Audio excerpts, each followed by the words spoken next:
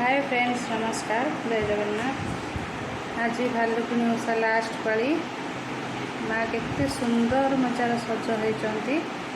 देखो कि सुंदर लगुंट मन भी दुख हो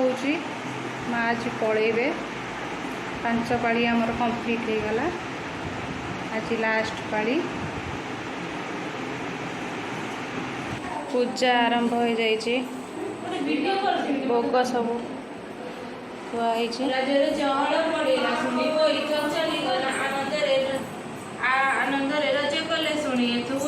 पड़ा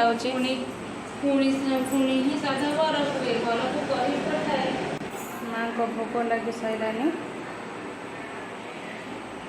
तेज माँ पानी की जीवे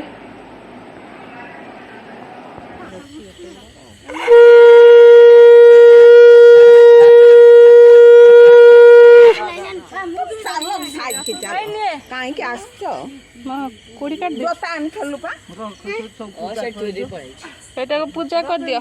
पूजा करके भसाणी कर